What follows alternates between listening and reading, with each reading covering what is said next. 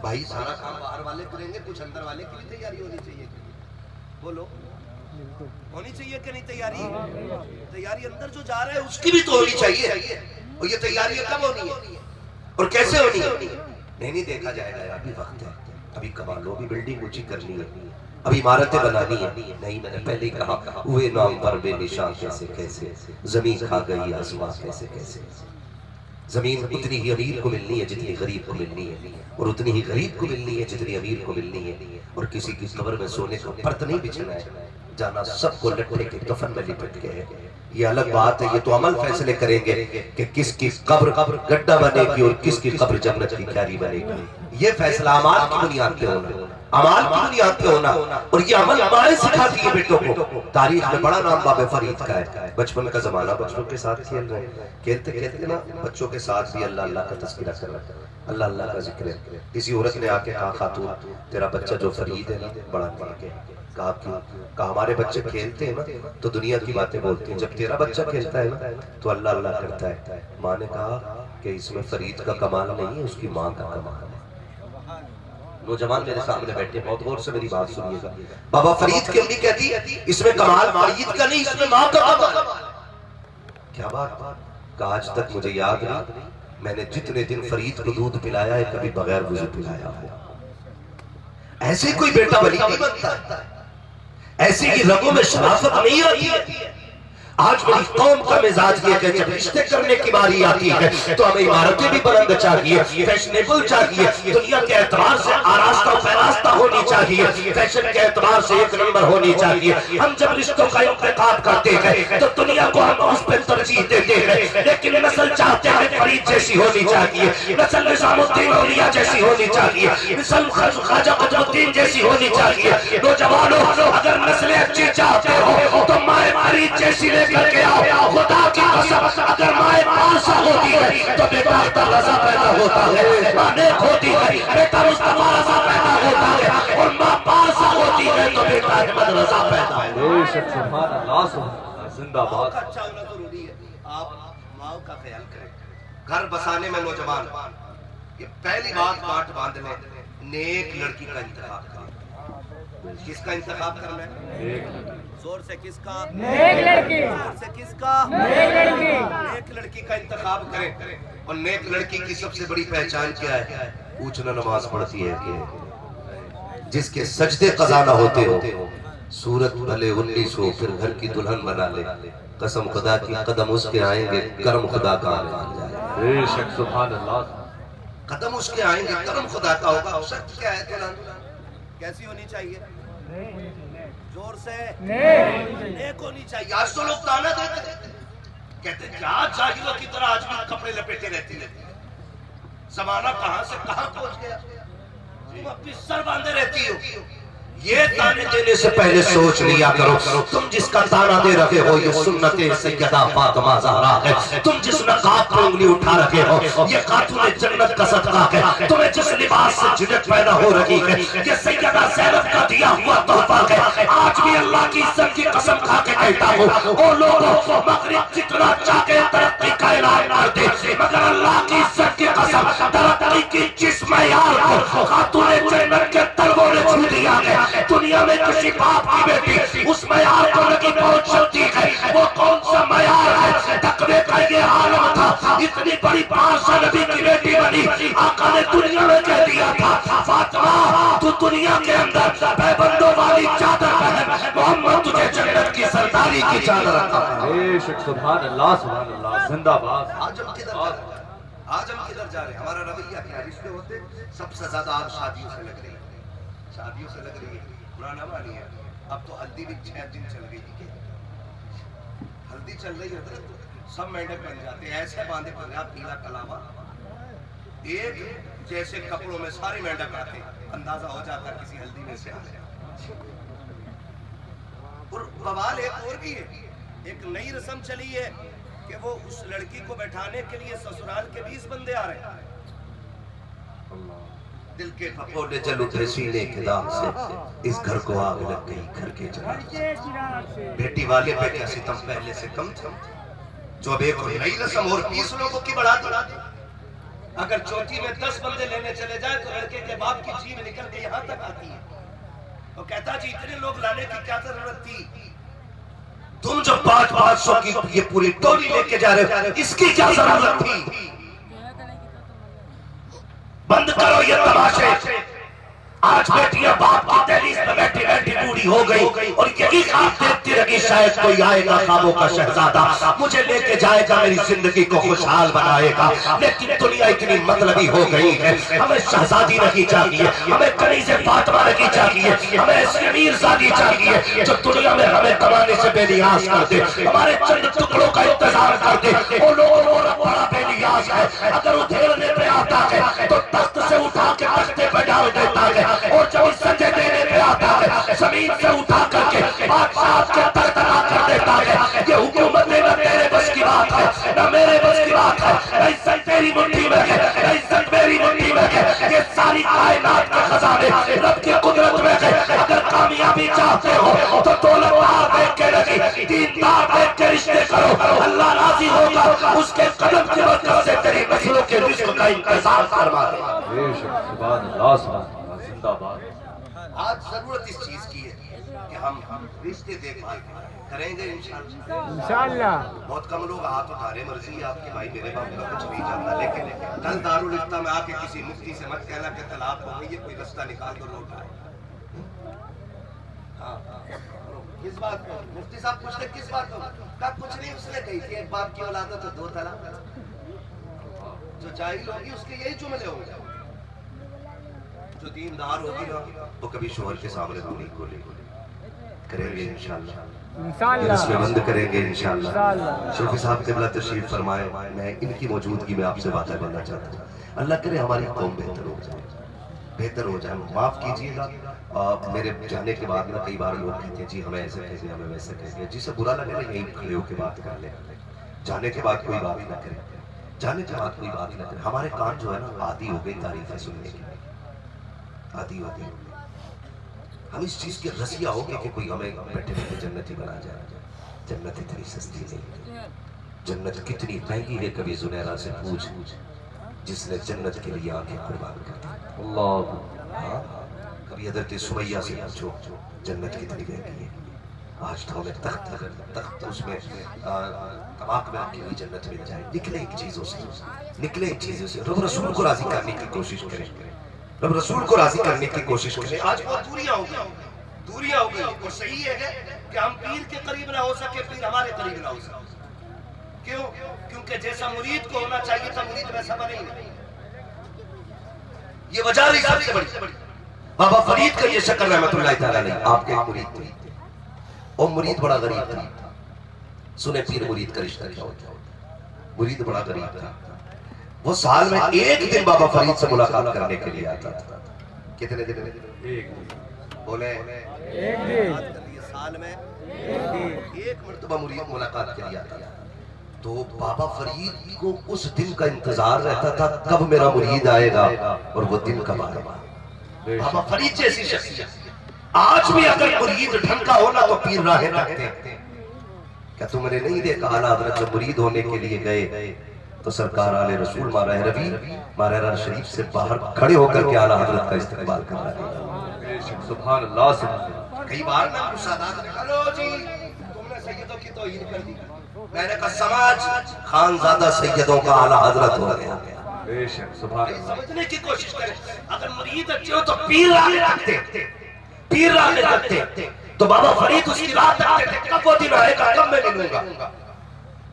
آتا تھا, انتظار کرتے تھے. اور جب آتا تھا نا تو خالی نہیں آتا تھا, خالی نہیں آتا تھا, تحفہ ضرور لاتا تھا کچھ نہ کچھ. تھا بڑا غریب بندہ, لیکن اس وقت میرا تہبند یعنی لنگی کا دور تھا. وہ جب آتا تھا بہت قیمتی لنگی حضرت کے لیے تحفے میں لے کے آتا تھا.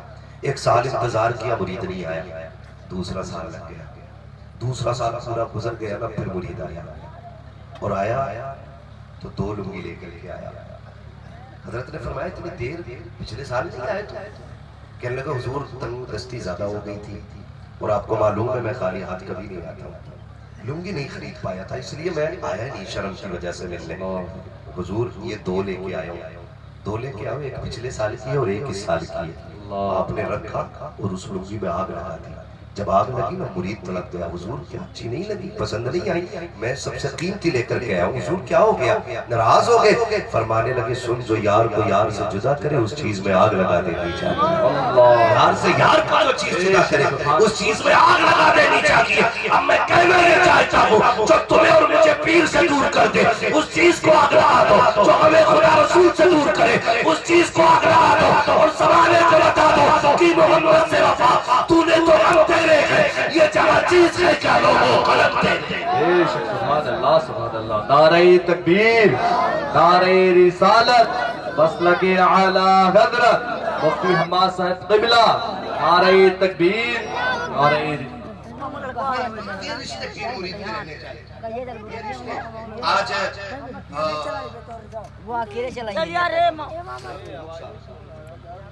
یار محمد صاحب مرحوم آج قبر میں نام کے آگے میرائی لگی ہے کہ نہیں, نسبتیں کتنی باعزت بنا دیتی ہیں آدمی کو. ان کے دامن سے جڑ جاؤ, قسم خدا کی یہاں بھی عزتدار ہو جاؤ گے وہاں بھی عزتدار ہو جاؤ گے. یہ آخرت کی تیاری ہے.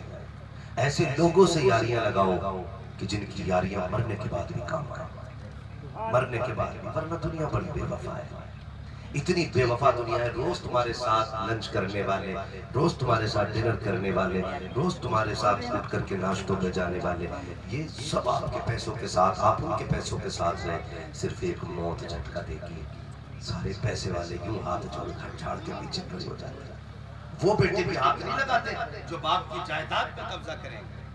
وہ لوگ بھی قریب نہیں آتے جن کو پوری دولت پہ ناز کرنا ہے. یہ کنڈیشن ہے دنیا کی, یہ دنیا بڑی بے وفا ہے. یاریوں ان سے لگاؤ جو مرنے کے بعد بھی کام آتے ہیں.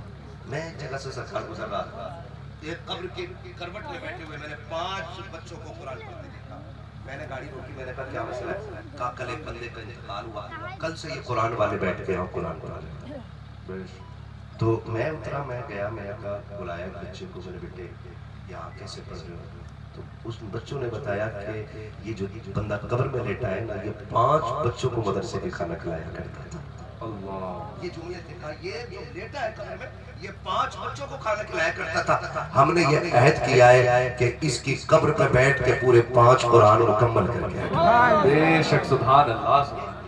یہ محبتوں کی یہ قرضے ہوتے ہیں, یہ قرضے ہوتے ہیں, یہ محبتوں کے سلے ہوتے ہیں. ہم نے ان سے دل لگایا جو 2 منٹ کے ساتھی نہیں ہوں گے. لاؤ دنیا سے بڑا یار لے کے آؤ جو تیرا ہاتھ میں ہاتھ پکڑ کے یہ کہتا تھا نا تیرے بغیر جی نہیں لگتا ہے, جو رات کے 3 بجے آ کے فون کی گھنٹی بجا کے کہتا تھا آ بیٹھیں گے چوک میں, جو رات کے 12 بجے تجھے آواز دیتا تھا, جو صبح اٹھتے ہی ناشتہ تیرے گھر پہ آ کے کرتا تھا, تیرا ساتھ کھڑا کرتا تھا, تیرے ساتھ رہا کرتا تھا. کبھی بات آتی تھی کہیں پردیس جانے کی تو کہہ دیا کرتا تھا کہ تیرے بغیر جی نہیں لگے گا. ایسے پکے یاروں کی مدد قسم خدا کی جو کہتے تھے ساتھ جیئیں گے ساتھ مریں گے. میں نے ان کے رشتے دیکھے گئے جیسی موت نے آ کے دھکا دیا ہے. وہ یار جو تیرے ساتھ جینے مرنے کی قسمیں کھاتے تھے آج تیرے کپڑے اتارنے کو تیار نہیں ہوتے ہیں. نہ دیکھا ہو تو جا کر کے دیکھ لینا, جب کسی کا انتقال ہو جاتا ہے تو بڑے بڑے سچے یار پیچھے یوں ہاتھ باندھ کے کھڑے ہو جاتے ہیں. آنے والا کے کہتا ہے ذرا کپڑے تو اترواؤ, ایک دوسرے کا منہ دیکھ کے کہتے نہیں بھائی مجھے ڈر لگ رہا ہے. کیوں ڈر لگا ہے,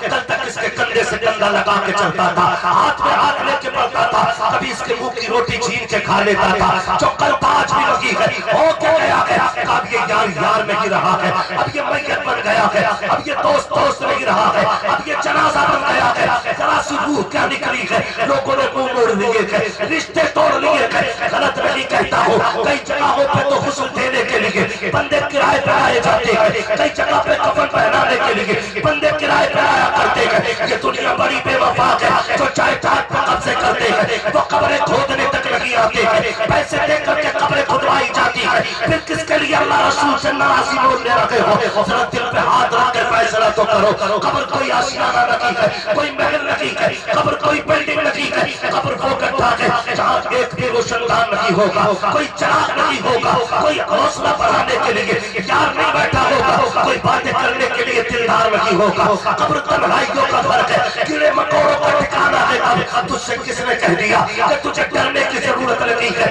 آپ پہلے ان یاروں کو سمجھ لے، تیرا انتقال ہوا، کپڑے کاٹ کے نکالے گئے، کسی یار نے ہاتھ نہیں لگایا، جو تیرے بدن کی قیمتی شرط تھی وہ اتار کر کے دوست کی طرف بڑھائی گئی، لے پہن لینا، یہ تیرے دوست کی شرط ہے۔ اس نے چھونے سے انکار کر دیا، کہا نہیں نہیں میں اس کو نہیں پہن سکتا، اسے پہن کے میرا یار مرا تھا، اس کپڑے سے ڈر لگ رہا ہے۔ ان کے لیے رب رسول کو ناراض کیا ہم نے، جو تیرے بدن کے اترے ہوئے کپڑوں سے نفرت کریں گے۔ آگے بڑھ کے دیکھو، جب جنازہ چلنے لگتا ہے، 4 قدموں کے لیے صرف یہ کہ حق ادا ہو جائے ہم کندھے دیا کرتے ہیں، اور پھر قبرستان جاتے ہیں، قبر میں اتارنے کی باری آتی ہے، کہتے آؤ بھائی کوئی آگے اتارے، آؤ بھائی کوئی آگے اتارے۔ جو دنیا میں اس کے کندھے پہ بیٹھتے تھے، آج کہاں ہے قبر میں اتارنے والے؟ آج کہاں ہے اس کی قبر پہ کھڑے ہو کر کے اس کی قبر کے لیے ٹھنڈک کا انتظام کرنے والے؟ کوئی نہیں آنے والا ہے، کوئی 4 اجنبی اتریں گے، تمہیں قبر میں اتاریں گے 5 بندے مل کر کے، اور اتارنے کے بعد جب مٹی دینے کی باری آئے گی، پہلا تختہ سگا یار اٹھا کے دیتا ہے، کہتا لو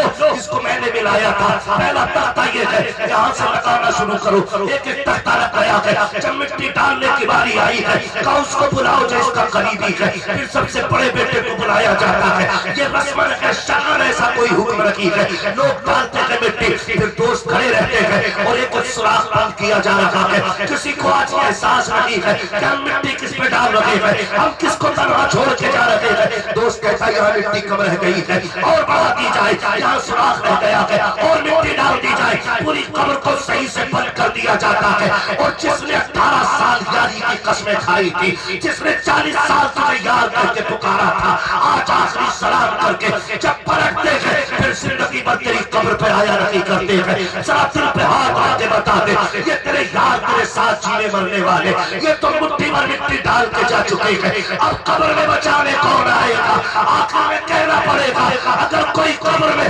ہمارے اجالے کے لیے آئے گا تو وہ زہرا کا بابا ہوگا، حسنین کا نانا ہوگا، ہمارا آقا ہوگا۔ قبر میں تشریف لائیں گے، ہم انہیں دیکھ کے کہیں گے انہیں جانا، انہیں مانا، نہ رکھا غیر سے کہا، للہ کی الحمد میں دنیا سے مسلمان۔ بے شک سبحان اللہ، زندہ باد، زندہ باد۔ یہ قبر ہے، سبحان اللہ، یہ ماشاء تیاری اللہ، ہے، تیاری کر لیں۔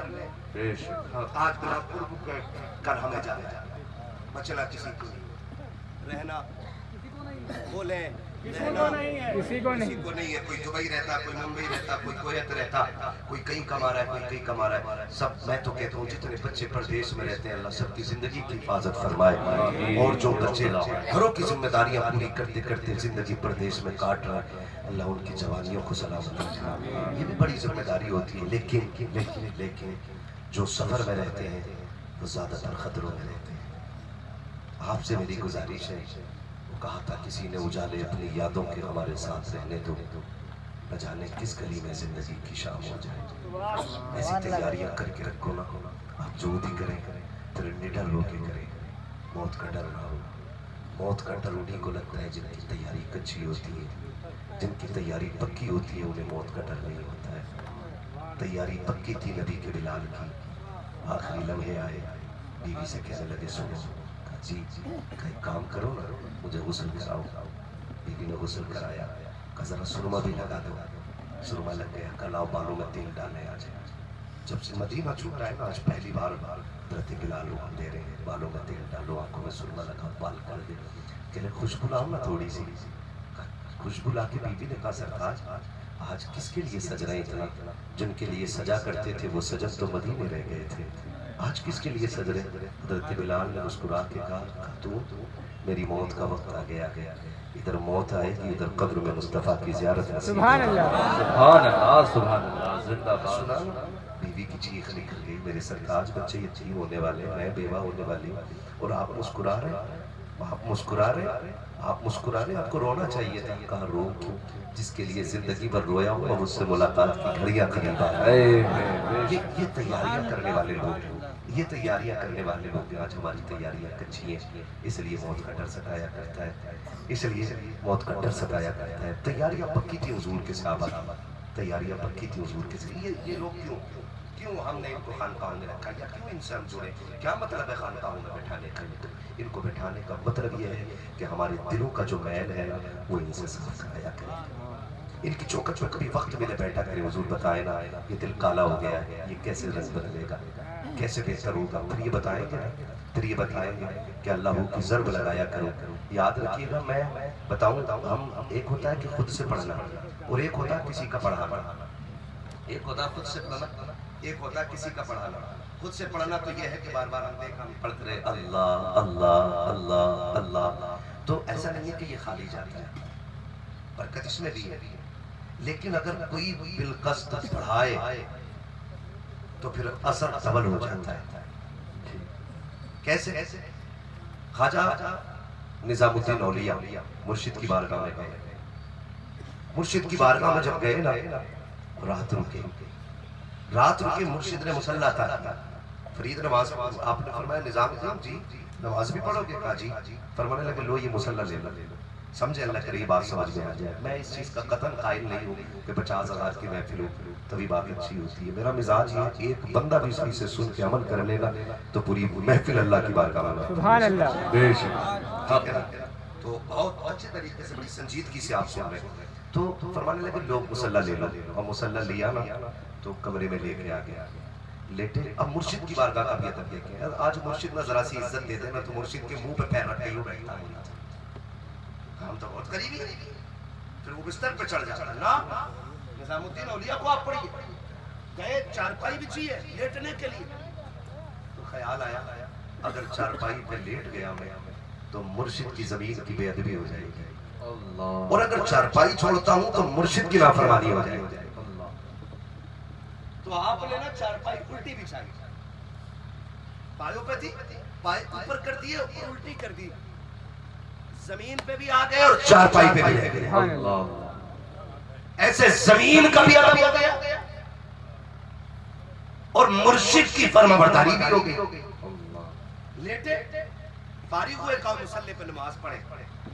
تو آپ نماز پڑھ کے فارغ ہوئے نا مرشد کو خیال آیا کہ اپنے نظام کو تو دیکھو کس حال میں. جب مرشد آئے نا نظام الدین اولیاء کو دیکھا کہ مصلی کے چکر لگا رہا ہے طواف کر رہے مصلی. فرمانے لگے نظام میں نے یہ مصلی نماز پڑھنے کے لیے دیا تھا یہ کیا کر رہے ہو؟ نظام الدین اولیاء نے کہا تھا سرکار 2 رکعت پڑھی لیکن میں یہ دیکھ رہا ہوں نماز تو میں نے اس پہ 2 رکعت پڑھ لی. کہتے ہیں پوری زندگی نماز پڑھنے میں وہ مزہ نہیں آیا جو صرف 2 رکعت پڑھنے میں مزہ آیا. زندہ باد. میں اس مصلی کو دیکھ رہا ہوں تو میں نے کہا کہ کسی کا خود پڑھنا اور ہوتا ہے اور کسی کا پڑھانا اور ہوا. بے شک. کبھی ان کی بارگاہ میں آ کے کہو اللہ کا نام سکھائیں ہمیں. ان سے رب کا نام سیکھیے. آپ پوری زندگی اللہ یا رزاق کہتے رہتے فائدہ ہوگا. لیکن اگر کسی مرشد کی بارگاہ سے یہ الفاظ سیکھ کے آپ تسبیح بطور پڑھیں گے نا تو اللہ اس میں اضافہ 10 گنا فرما دیا. بے شک. 10 گنا اضافہ فرما دیا کرتا ہے. تو یہ خانقاہی سسٹم یہ ہوتا ہے کہ ہم ان سے دلوں کی صفائی کریں, ان سے دلوں کی صفائی کریں, لیکن معاف کیا جائے. آج تو خانقاہوں میں بھی وہ زیادہ مقرب ہے جو جتنا بڑا چاپلوس اور سوال خور ہے اکثر جگہ پہ دیکھا جا رہا ہے. لیکن جو آج بھی ایسی خانقاہیں جہاں پہ تصوف نظر آتا ہے وہاں آج بھی کوئی چمچہ اور چمچی نہیں ہوتی. جی حق ہے. یہ سب سے بڑی پہچان ہے. جہاں چمچ اور چمچے نہ ملے سمجھ لینا خانقاہ سچی ہے, اور جہاں چمچے اور دلال بیٹھے ہو سمجھ لینا یہاں پہ مسئلہ جو ہے نہ ان کے پاس کچھ ہے نہ اس کے پاس کچھ ہے, اس سے زیادہ اپنے پاس. یہ سوچ کے نکلنا, یہ یاد رکھیے گا میری بات. آج امت کدھر جا رہی ہے پتہ ہی نہیں چل رہا ہے. ہم کہاں جا رہے ہیں؟ ایسے لوگوں کی بارگاہ میں بیٹھو ان سے رب رسول کا نام سیکھو, رب رسول کا نام سیکھو. ٹھیک ہے. خواجہ غریب نواز رحمۃ اللہ تعالی علیہ, جب خواجہ عثمان ہرونی یا ہارونی دونوں مستعمل ہیں آپ جو بھی کہیں, ان کی بارگاہ میں گئے تو کیا ایسا نہیں کہ ان کو تسبیح نہیں آتی تھی؟ والدہ کہتی ہیں کہ جب میرا غریب نواز معین الدین میرے شکم میں تھا نا تو میرے شکم سے اللہ اللہ کی صدائیں آیا کرتی. سبحان اللہ. یہ غریب نواز کی امی کہہ رہی ہے کہ میرے شکم سے اللہ اللہ کی صدائیں آتی ہیں. جو ماں کے شکم میں اللہ اللہ کرتا ہو اسے اللہ کی تسبیح نہیں آتی ہوگی؟ آتی تھی, لیکن جب خواجہ عثمان ہارونی کی بارگاہ میں گئے تو آپ نے دار خلافت نہیں دی تھی. یہ بھی سن لیں آپ سے, دار خلافت نہیں دی تھی. آج تو 3 بار ہاتھ چوم کے کہہ رہا حضور کچھ دے دو. حضرت نے کچھ دے دیا, اگلی بار کہہ رہا خلافت ہی دے دو. بس چلے تو یہ مرشد اجازت کو زہر دے کے اس کے مصلی پہ چڑھ جائے. میری سمجھ میں کچھ چیزیں نہیں آتی. جب ہمارا مرشد اجازت موجود ہے تو اس کی موجودگی میں تم مرید کیوں کرنے لگے بھائی؟ جی کنڈیشن سمجھ میں نہیں آتی. ادب بھی کوئی چیز ہوتی ہے, ادب بھی کوئی چیز ہوتی ہے, وجود بھی کوئی چیز ہوتی ہے. خالی مانگ کے مل جانے سے آفتیں ملتی ہیں, خلافتیں نہیں. جی خلافت دینے والا علیہ رسول ہو اور لینے والا احمد رضا ہو. اللہ بے شک سبحان اللہ فیضان سبحان کیسے اللہ. برستا ہے یہ دنیا میں دیکھ رہے. اعلیٰ حضرت خود بھی پیر تھے لیکن بیٹے کو مرید کرانے مہاراجہ شریف لے کے گئے. اللہ اللہ. حضرت قنوج میں ایک پیر صاحب ہے, بیٹے سے بولے اپنی بیوی کو میرا مرید کرا ورنہ سے نکال. دھاندلی یہ تماشے ہو گئے. خلافت بھی پوری ہو گئی. خلافت کوئی ڈگری نہیں ہے.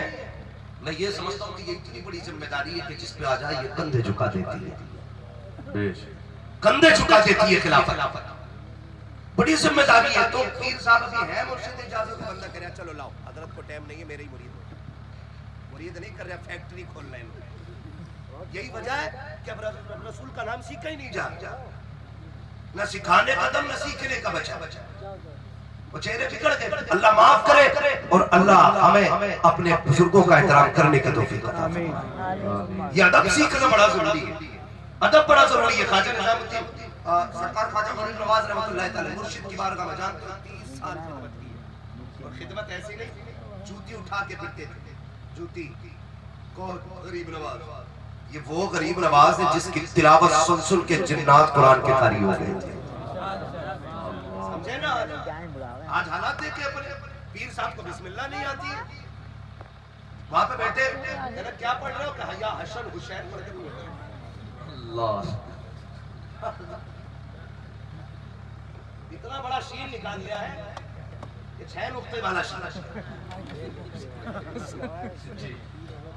سرکار جن کو جو منصب تھا وہ انہیں دیا ہی نہیں گیا. جی بہت. اور چور بیٹھ کے آ کر کے. اور یہ بھی یاد رکھیے گا جہاں خلافت نسل در نسل دی جاتی ہو سمجھ لینا کہیں نہ کہیں گھوٹالا ہے. جہاں خلافت اہل کو دی جاتی ہے وہی اصل خلافت ہوتی ہے. بے شک بے شک. خلافت اسے دی جانی چاہیے جو اہل ہے. آپ تاریخ پڑھیں, سرکار خواجہ غریب نواز آپ نے اپنا وارث کسے بنایا؟ بیٹے کو بنایا نہیں نا. خواجہ قطب الدین بختیار کاکی کو بنایا. بے شک. خواجہ قطب الدین بختیار کاکی نے اپنا جانشین کس کو بنایا؟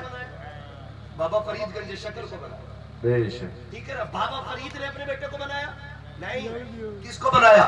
صابر کلیری کو بنایا. آپ یہ دیکھیں نا, یہ ضروری نہیں ہے بیٹا بیٹھے کرسی پہ. جب سے بیٹے کرسی پہ بیٹھنے کے واجب سمجھنے لگے اپنے حقوق کو تب سے خانقاہوں کا نظام بگڑ گیا. یہ یاد رکھیے گا خلافت اسے ملنی چاہیے جو اہل ہو. اور جب اہل ہوگا تو چہرہ اس کا ہوگا نظارے رب کی رحمتوں کے ہونے شروع ہوگا. سبحان اللہ. بے شک بے شک سبحان اللہ. یہ ہونا چاہیے. اور یہ بہت بڑا نقصان امت کو اس سے پہنچا ہے. تو 30 سال خواجہ غریب نواز نے پیر مرشد کی جوتیاں اٹھائی. اور ایسے نہیں آپ پیر کو ایسے مانے جیسے انہوں نے مانا کیسے. 30 سال ہو گئے جوتیاں اٹھاتے. سردی کا موسم تھا, انگیٹھی چل رہی تھی. انگیٹھی نہیں سی آپ سے کیا کہتے ہوں گے مجھے نہیں پتا, جس میں آگ بڑھتے سردیوں میں تاپتے کیا بولتے ہیں اس کو یار؟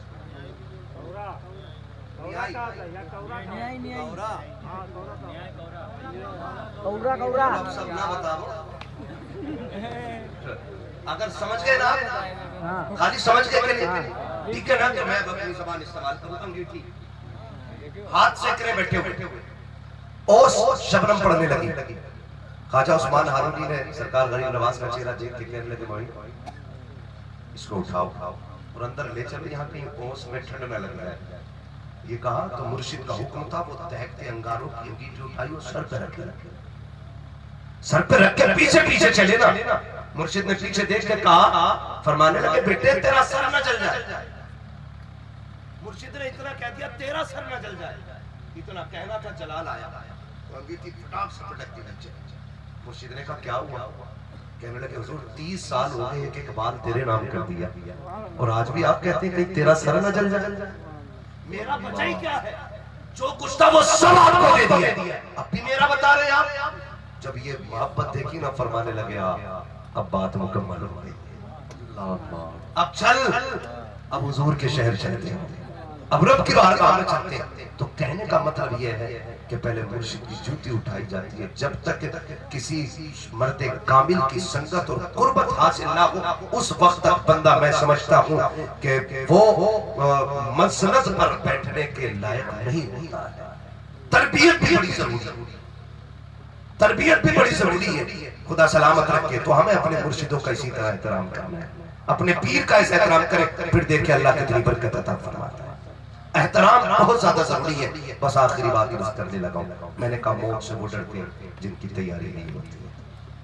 وہ جن کی تیاری ہوتی ہے انہیں موت سے ڈر، انہیں موت سے ڈر نہیں لگتا، سارے بولے انہیں موت سے ڈر نہیں لگتا. نہیں لگتا ہے. اللہ نے موت کی تیاری کرنے کی توفیق عطا فرمائے. موت کی تیاری کی ہے. حضور کی چوکھٹ ہے، سرکار چلا کر رہتا ہے. حضور کے ایک سیادی آقا کریم کی عادت کریمہ، سب سے ملتے مسکرا کے ملا کرتے تھے.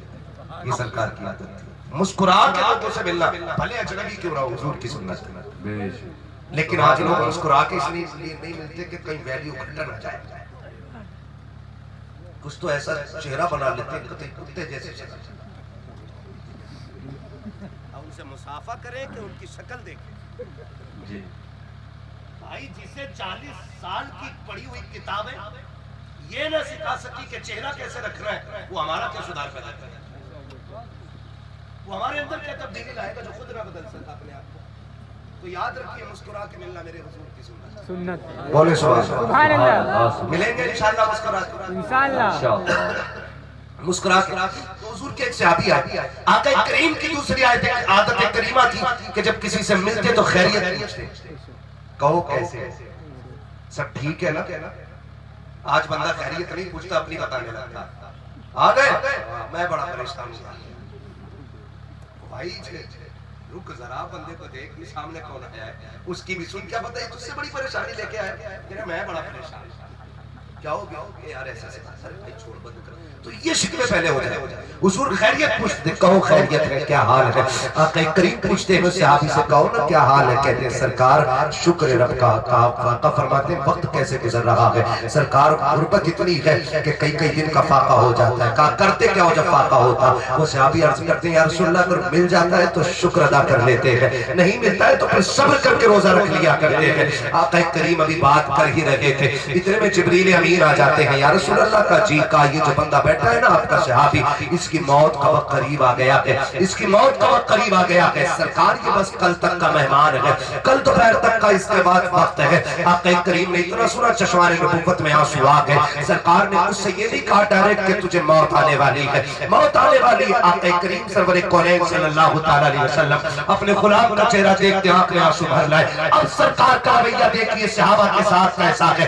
آقا کہہ رہے ہیں بتا کوئی خواہش ہو تو بتا، کوئی تمنا ہو تو بتا. اس غریب صحابی کے جملے تھے یا رسول اللہ سب کے گھروں کے اندر دلہنیں موجود ہیں، میں وہ بندہ ہوں جو بنا دلہن کے ہوں. آقا میری تمنا یہ تھی کاش میری بھی بیوی ہوتی، میں بھی نکاح کے بعد زندگی گزارتا. آقا خواہش یہ ہے کہ جب دنیا سو جاتی میری بیوی اٹھتی، میرا ہاتھ پکڑتی، وہ بھی مسلح پہ آتی، میں بھی مسلح پہ آتا، وہ بھی رب کو رو کے دکھاتی، میں بھی رب کو رو کے دکھاتا. کوئی تو آنسو ایسا ہوتا جو رب کے کرم کے دریا کو موجزت کرنے کے لیے کافی ہوتا. بے شک. سبحان اللہ سبحان اللہ. زندہ باد زندہ باد. دونوں مسلح پہ آتے ہیں. آقا فرماتے ہیں دوسری خواہش، کہتے حضور میں نے زندگی میں کبھی میٹھا نہیں کھایا. اللہ. ایسی بھی غربت گزری ہے لوگوں، ایسی بھی غربت گزری ہے. آج تو اتنا کھاتے نہیں جتنا کتوں کے آگے پھینکتے ہیں. وہ کئی بار تو کتوں کے آگے بھی پھینکو تو کم سے کم کتوں کا پیٹ بھرے. جب سے فریج چلے نا اتنی کنجوسی طبیعت میں آ گئی، کھائے گا بوٹی رکھ دے گا فریج میں، لائٹ گئی سڑ گیا، پھر پھینکے گا جسے کتا بھی نہ کھائے. یہ کنڈیشن ہے. وہ بھائی جو بچ جایا کرے رکھا نہ کر، کسی جانور کے پیٹ میں ڈال دو، پرندوں کو کھلا دو، کسی کی بھوک کم کر دو. اللہ میدان محشر کی گرمی میں کمی پیدا فرما دے. سبحان اللہ. لیکن نہیں فریج کریں گے، بار بار 3 بار گرم کر کے کھا لیا. ایک جگہ گیا میں نے کہا کھچڑا جس چیز کا کہا بقرعید کے گوشت کا، محرم کا کھچڑا بقرعید کے گوشت کا گل جاتا فریج میں رکھے. یہ کنڈیشن جب تک اس میں جگہ نہیں ہوگی نا دسترخوان میں وسعت نہیں آنے والی. 1000 تعویذ لٹکا لو، جاؤ پورا پیر لٹکا لینا گلے میں، نہیں بننے والا. ضروری ہے یہاں جگہ پیدا کرنا، یہاں جگہ. یہ صوفیہ اکرام بتائیں گے ان باتوں کو. آج میں ان کا چہرہ دیکھ کے اس ٹاپک پہ بات کر رہا ہوں. ان کے قدموں کی برکت ہے جو میں آج اس ٹاپک پہ بات کر رہا ہوں، ورنہ میں بہت زیادہ کڑوا بولتا ہوں. اللہ کرے یہ بات دل میں اتر جائے. پہلے تعویذ نہیں لیتے تھے یہ لوگ بیٹھے، پہلے ڈوریاں نہیں ہوتی، لیکن ایمان بڑے پکے تھے لوگوں کے. ایمان اتنے پکے تھے بوڑھی اماں فجر میں اٹھتی تھی قرآن لے کے بیٹھتی تھی. آج بڑھیا اٹھتی ہے کہ اللہ کو اپنے وقت پھرا رہے ہیں، اٹھا ہی نہ جاتا، 7 بجے اٹھ کے یوں پکڑ کے بیٹھ جاتا. ڈرامہ. وہ 4 بجے اٹھ کے وہاں بیٹھتی تھی، مصلی بچھاتی تھی، قرآن لے کے بیٹھتی تھی. پرندے دیوار پہ آ کے چوں چوں کرتے، اٹھتی کہتی بسم اللہ، صبح ہو گئی ہے، رب کے مہمان آ گئے ہیں. جاتی کمرے کے اندر مٹھی بھر کے دانے لاتی. بچے بعد میں کھاتے، پرندے پہلے کھایا کرتے تھے. شوہر بعد میں کھاتا، اللہ کی مخلوق پہلے کھاتی تھی. یاد رکھیے گا جب یہ پرندے کھاتے تھے پیٹ بھر کے، دعائیں دے کر اٹھتے تھے، تو یاد رکھیے گا سورج بعد میں نکلتا تھا، رب کے عرش سے رزقوں کا انتظام پہلے کر دیا جاتا. بے شک سبحان اللہ سبحان اللہ. زندہ باد. دروازے پہ کتا آ جائے، ڈنڈا پہلے مارا جاتا، روٹی نہیں دی جاتی، ڈنڈا پہلے مار دیا جاتا ہے. میں کل سرکار رئیس الانبیاء کے بھائی سید فیضان میاں صاحب قبلہ کے پاس بیٹھا ہوا تھا، تو وہ اپنی پشت کے تیسرے یا چوتھے حضور کے حوالے سے، پردادا کے حوالے سے بات کر رہے تھے، تو سیکھنے کو ملا. انہوں نے کہا کہ اتنے بڑے نفاست پسند تھے کہ چادر میں اگر یوں سروٹ لگ گئی نا یوں، تو پھر خیریت نہیں تھی گھر میں کسی کی. سفید کپڑے، سفید چادر ہر وقت رہتی تھی. بڑے نفاست پسند. اور ایک بال نہیں رہتا تھا چادر میں، وائٹ چادر میں، بیڈ شیٹ میں ایک رتی بھر بھی اتنی سکڑ نہیں رہتی. میں بتانے لگے کہ ایک دن جب ان کی بیٹی یا بہن کمرے میں گئی تو کیا دیکھا کہ آپ کونے میں یوں سمٹے ہوئے بیٹھے اور ان کے بستر پہ کتا لیٹا ہوا. کتا. انہوں نے آگے کہا نا آپ کونے میں بیٹھے، تعجب ہے. انہوں نے کہا آواز نہ کرو، کتا سو رہا ہے. آواز نہ کرو، کتا سو رہا ہے. آپ یہاں کہنے لگے اس کتے کو کھجلی ہے، اس کے بدن پہ زخم ہے، شاید اسے نیچے بیٹھنے میں تکلیف ہوگی. یہ میرے بستر پہ بیٹھا نا، میں کونے میں بیٹھ گیا. اگر میں ایک رات نیچے سو جاؤں گا تو میں مر نہیں جاؤں گا. کم سے کم ایک رات ہی صحیح اس کتے کو میرے بستر سے سکون تو مل جائے گا. یہ ولیوں کی زندگی ہوتی ہے. آج ہم روٹی کھاتے رہتے، کتا آ جائے کہ مار ڈنڈا، اور ٹکڑا نہیں دے سکتے تو کم سے کم بے زبانوں کو، جانوروں کو ڈنڈے سے تو نہ مارو، کم سے کم انہیں تکلیف تو نہ دو، ورنہ کوئی فرق نہیں پڑتا ہے. اگر دروازے پر کتا آ جائے، گارنٹی دے رہا ہوں، جاؤ اللہ کی مخلوق سمجھ کے جانوروں کو جو تمہارے آگے کھانا رکھا ہے، اگر تیری خوراک تو روٹی ہے، دروازے پہ کوئی بھوکا جانور دکھ جائے، آدھی روٹی کم کھا اور وہ روٹی کتے کو کھلا دے. تجھے کیا لگتا ہے کتا کھا گیا ہے؟ اللہ کی مخلوق آدھی روٹی کھائے گی اور تو آدھی روٹی کی وجہ سے آدھی روٹی کا بھوکا لگے گا.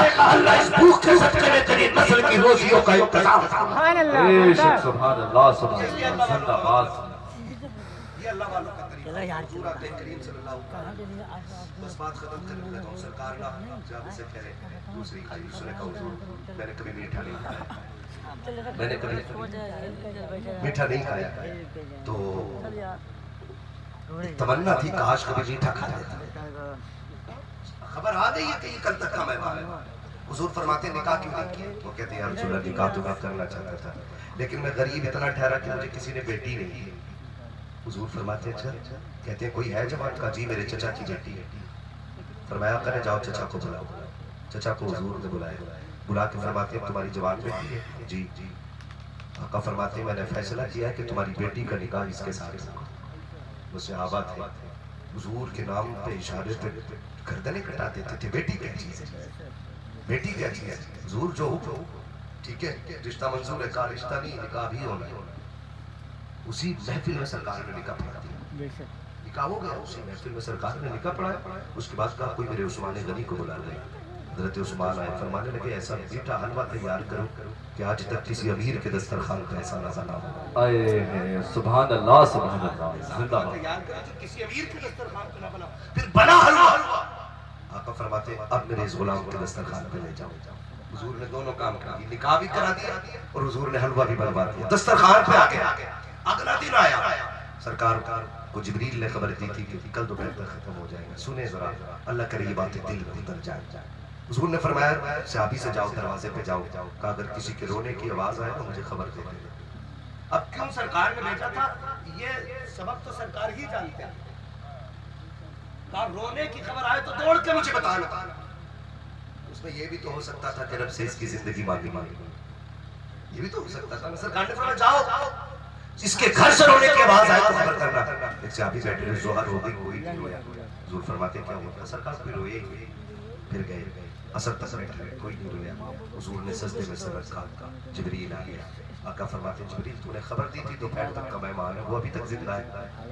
تو کہتے ہیں فیصلہ تو یہی ہے کہ وہ دوپہر تک کا مہمان تھا، کا زندہ کیوں؟ کا حضور جو حلوہ آپ نے بھیجا تھا دسترخوان پر رکھا، میاں بیوی آمنے سامنے تھے، وہ کہنے لگا شریک حیات یہ زندگی میں نہ پہلی بار میں نے دیکھا ہے، حضور کا کرم ہے کہ تو بھی مل گئی، حلوہ بھی مل گیا۔ دونوں کھانے کی تیاری میں تھے، اتنے دروازے پہ آواز آئی ہے کوئی جو رب کے نام پہ مجھے دے دے۔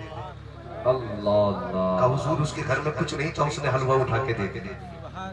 اور جب حلوہ اس غریب نے جو سائل تھا اس نے ہاتھ میں لیا نا تو وہ کہہ کے چلا گیا رب تمہاری خوشیوں کو سلامت رکھے۔ اے سبحان اللہ، یا رسول اللہ جب اس سائل نے اتنا کہا اللہ تمہاری خوشیوں کو سلامت رکھے، اللہ نے اس کی موت کے فیصلے کو زندگی میں بدل دیا۔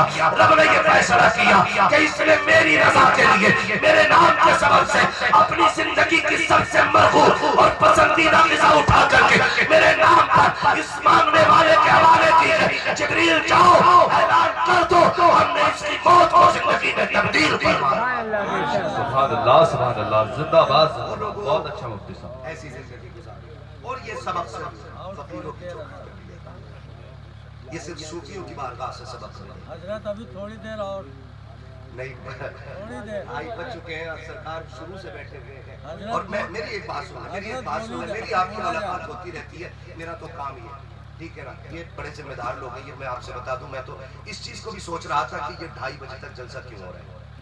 یاد رکھیے سارے لوگ جو ہے نا اپنی روزگار اور معیشت میں فارغ نہیں ہوتے ہیں۔ کئی بار ایسا ہوتا ہے کہ کئی لوگوں کو روز کمانا ہے، روز کھانا ہے۔ اگر ہم جلسے اتنے بڑے کریں گے تو لوگ مزدوری کب کریں گے؟ اور اگر مزدوری وقت پہ نہیں کریں گے تو بچوں کو حلال روزی کہاں سے کھلائیں گے؟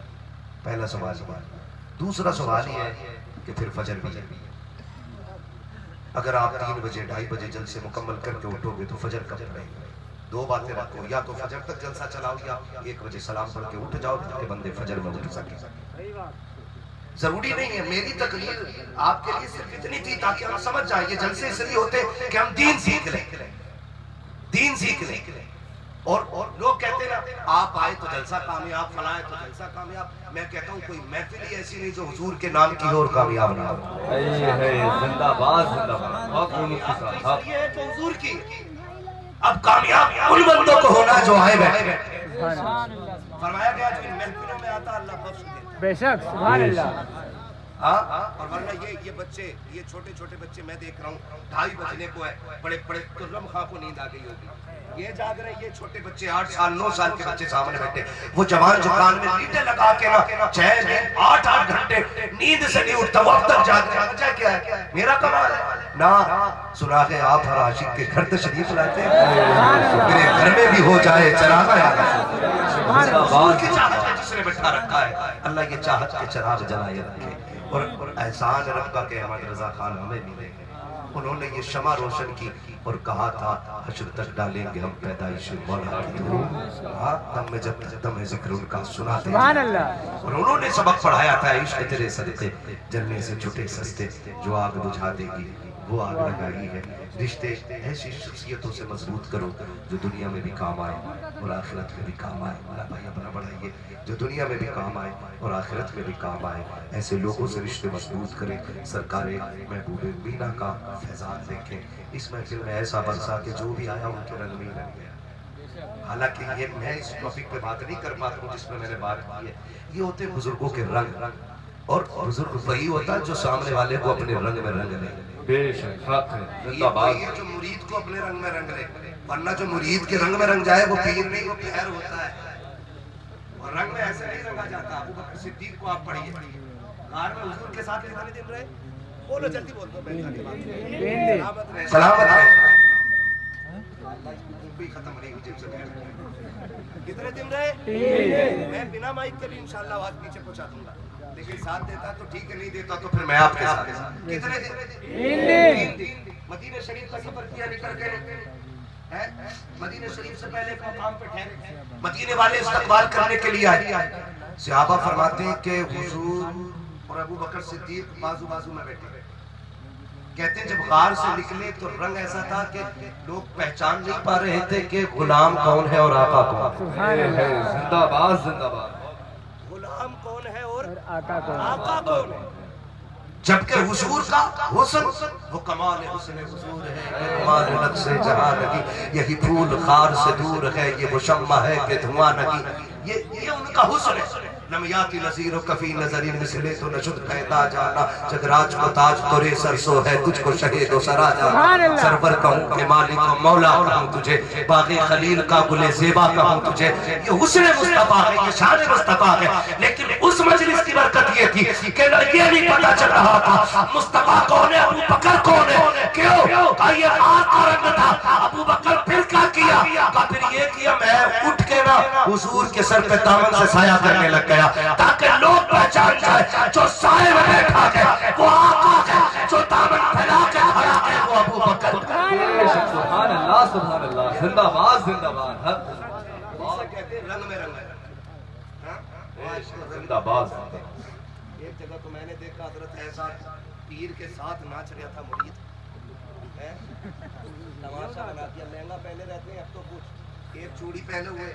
راجستھان میں ایک کو دیکھا، گجرات میں کنڈل پہنے ہوئے، اتنی چھوٹی داڑھی، اور حکمرانی کر رہے ہیں، بادشاہت کر رہے ہیں. اللہ اس قوم کو ہدایت نصیب فرمائے. جب تک دین اور شریعت غالب نہیں ہوگی بندے پہ اس وقت تک بندہ ولی نہیں بن سکتا. جب بندے پہ شریعت غالب ہوگی تب بندہ ولی بنے گا. ورنہ جادوگر ہو سکتا ہے، ولی نہیں، ولی نہیں ہو سکتا ہے. یا ایھا الذین آمنوا ادخلوا فی السلم کافہ. ایمان والو پورے اسلام میں داخل ہو جاؤ. کیا ملے گا؟ پھر آواز آتی ہے تم اسلام میں داخل ہو، ہم کسی کو وارث بنائیں گے، پھر کسی کو صابر بنائیں گے، پھر کسی کو مخدوم سمرہ بنائیں گے، پھر کسی کو محبوب مینا بنائیں گے. پڑھو نا تم دین میں داخل ہو. مالک کیا دے گا؟ کہا کسی کو اختر رضا بنایا جائے، پھر کسی کو مصطفیٰ رضا بنایا جائے، کسی کو احمد رضا بنایا جائے. مالک کیا دے گا؟ کہا دین میں پھر میں تجھے وہ دوں گا جو کائنات میں کبھی کسی نے نہیں دیکھا ہوگا. ہمیں دین میں داخل ہونا اور پورا داخل ہونا. ایمان والو اسلام میں پورے داخل ہو جاؤ. جو ہمارا ایک محفل میں یہاں رنگ ہے پھر وہ باہر بھی رہنا چاہیے. یہ محفل میں بیٹھ کے مسلمان ہو، باہر نکل کے پھر پوا مار دیا پینے دے مجھ کو بیٹھ کے. کیا بات